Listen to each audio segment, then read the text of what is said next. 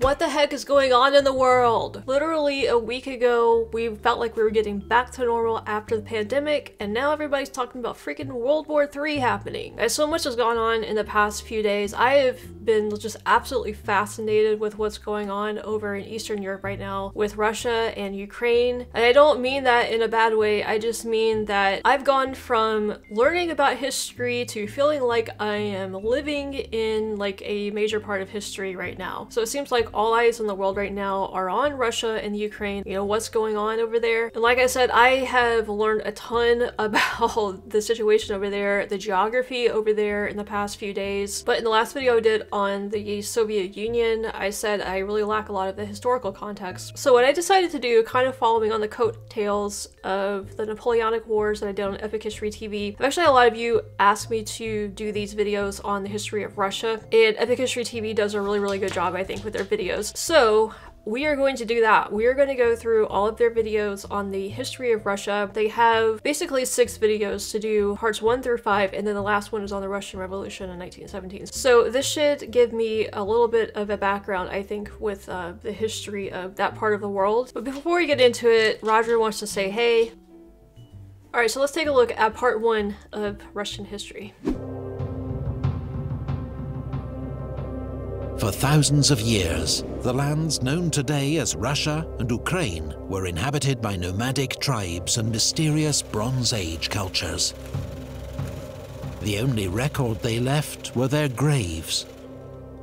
In the great open grasslands of the south, the steppe, they buried their chieftains beneath huge mounds called kurgans.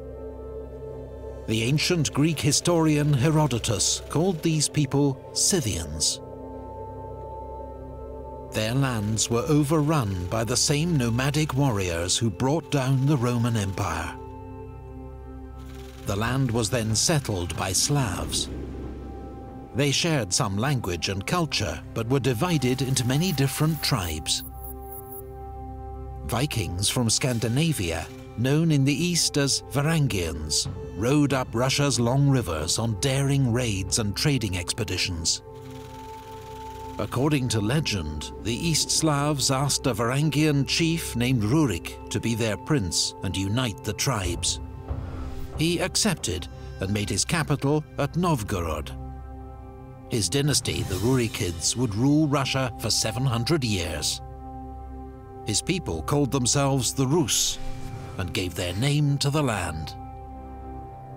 Rurik's successor, Oleg, captured Kiev, making it the capital of a new state, Kievan Rus. A century later, seeking closer ties with the Byzantine Empire. I have done a video on the Kievan Rus, but you know what? I did not, for whatever reason, link it to Kiev, the capital of Ukraine. And at the time when I watched that video, I didn't even know that Kiev was the capital of Ukraine. It's really only been in the last few days with, you know, paying attention to what's going on over there right now, that I've become familiar with some of the cities in Ukraine and stuff. So I've heard of Ukraine being part of, you know, Russia at some point, and I think it was only after the Soviet Union that they became Ukraine, like a separate sovereign country. But I know that Ukrainian history goes back, you know, goes way back too, which I'm going to do a video on the history of Ukraine as well. I'm sure they'll get into it a little bit here in this video. But okay, so linking the city of Kiev to the Kievan Rus. Okay. Empire to the south, Vladimir the Great adopted their religion and converted to Orthodox Christianity. He is still venerated today as the man who brought Christianity to Ukraine and Russia. Yaroslav the Wise codified laws and conquered new lands. His reign marked the golden age of Kievan Rus. It was amongst the most sophisticated and powerful states in Europe. But after Yaroslav's death, his sons fought amongst themselves. Kievan Rus disintegrated into a patchwork of feuding princedoms, just as a deadly new threat emerged from the east. The Mongols under Genghis Khan had overrun much of Asia. Now they launched a great raid across the Caucasus Mountains and defeated the Kievan princes at the Battle of the Kalka River, but then withdrew. 14 years later, the Mongols returned. A gigantic army led by Batu Khan overran the land. Cities that resisted were burnt, their people slaughtered. The city of Novgorod was spared because it submitted to the Mongols. Its prince, Alexander Nevsky, then saved the city again, defeating the Teutonic Knights at the Battle of the Ice, fought above a frozen lake. He remains one of Russia's most revered heroes. Why did the Mongols leave after they had defeated that first army? They didn't come back for 14 years? Did they just feel like they couldn't take on the entire Kievan Rus and they just retreated and decided to come back later? I don't know. The Mongols ruled the land as conquerors. Their new empire was called the Golden Horde, ruled by a Khan from his new capital at Sarai. The Rus princes were his vassals. They were forced to pay tribute or suffer devastating reprisal raids. They called their oppressors Tatars. They lived under the Tatar yoke.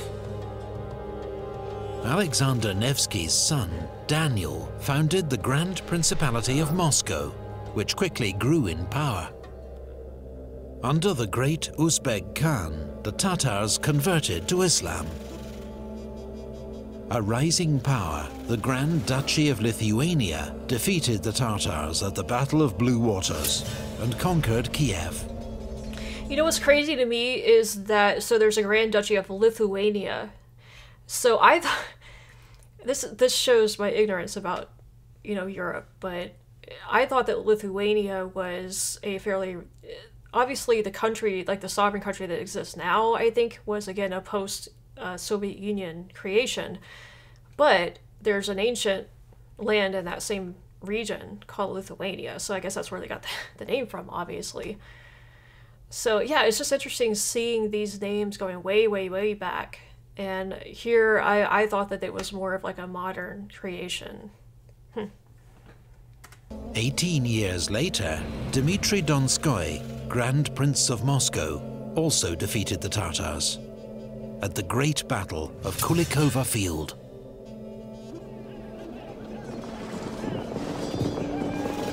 After years of infighting, the Golden Horde now began to disintegrate into rival khanates. Constantinople, capital and last outpost of the once great Byzantine Empire, fell to the Turkish Ottoman Empire. Some hailed Moscow as the Third Rome, the seat of Orthodox Christian faith. Now Rome and Constantinople had fallen. Meanwhile, the Grand Princes of Moscow continued to expand their power, annexing Novgorod and forging the first Russian state. At the Ugra River, Ivan III of Moscow faced down the Tatar army and forced it to retreat. Russia had finally cast off the Tatar yoke. Under Grand Prince Vasily III, Moscow continued to grow in size and power. His son, Ivan IV, was crowned the first Tsar of Russia. He would be remembered as Ivan the Terrible. Ivan conquered Tatar lands in Kazan and Astrakhan, but was defeated in the Livonian War by Sweden and the Polish-Lithuanian Commonwealth. Ivan's modernizing reforms gave way to a reign of terror and mass executions, fueled by his violent paranoia. Russia was still vulnerable. Raiders from the Crimean Khanate were able to burn Moscow itself. But the next year, Russian forces routed the Tatars at Molody, just south of the city. Cossacks now lived on the open steppe, a lawless region between three warring states. They were skilled horsemen who lived freely and were often recruited by Russia and Poland to fight as mercenaries. So I first learned about the Cossacks during the Napoleonic Wars videos that I did. I had never heard of them prior to doing those videos on Napoleon. So yeah, so I guess this was kind of like their beginnings then. For some reason I thought that they were just again, like a more modern creation in Napoleon's time of like a sort of like a what's the word? A cavalry, like a special cavalry type thing. But this shows that it goes like a lot further back than that, actually. Ivan the Terrible's own son, the Tsarevich, fell victim to one of his father's violent rages, bludgeoned to death with the royal scepter. The Cossack adventurer Yermak Timofeyevich led the Russian conquest of Siberia, defeating Tatars and subjugating indigenous tribes. In the north, Arkhangelsk was founded, for the time being Russia's only seaport linking it to Western Europe, though it was icebound in winter. Ivan the Terrible was succeeded by his son, Fyodor I, who died childless. It was the end of the Rurikid dynasty. Ivan's advisor, Boris Godunov, became Tsar. But after his sudden death, his widow and teenage son were brutally murdered, and the throne seized by an impostor claiming to be Ivan the Terrible's son. He too was soon murdered. Russia slid into anarchy, the so-called Time of Troubles. Rebels and foreign armies laid waste to the land, and the population was decimated by famine and plague. Polish troops occupied Moscow. Swedish troops seized Novgorod. The Russian state seemed on the verge of extinction.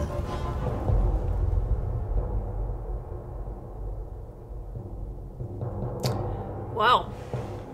Well, I'll tell you what, Epic History TV does a really, really good job. I was kind of like on the edge of my seat watching that. Such a roller coaster, the history of Russia. I didn't know it was that complicated, that, you know, warring, I guess. So many different factions, so many different empires coming in and conquering, and yeah, it's just interesting seeing a lot of the like names of cities like Kiev and stuff going all the way back. Yeah, this is a period of history that, again, I don't know much about. Like the Middle Ages part of history especially, it's a bit of a mystery to me because I just, for whatever reason, I've never been particularly drawn to that time period. But I have to say, watching stuff like this, it actually looks pretty fascinating to learn about. And towards the end there, we saw Russia starting to expand to its full territory, more like what we're used to now. Kind of left us with a cliffhanger of Russia's basically falling apart. Other countries are coming in to take the territory, so how do they get out of this? How do they rebuild, basically, and become the empire that I know that they became, but I don't know anything about the Russian Empire, really. So yeah, this one should be fun to continue. I look forward to the next 5 videos, really, because we're gonna watch the one on the Russian Revolution as well. But if you guys have anything to add, please do that down in the comments. I do read your comments. I learn a lot from them, so I really appreciate it when you do that. Also, make sure to hit the like button and subscribe if you haven't done that yet. And you can also check the description of this video and my pinned comment if you want links to my social media, my Patreon, where I do a lot of other videos that I don't do over here on YouTube, and I have a link to my Star Trek podcast for all you Trekkies as well if you're interested in that. Anyway, Roger here, and I thank you guys for watching. We'll be back with the next few parts of Russian history coming up here shortly over the next few days, and we'll see you next time.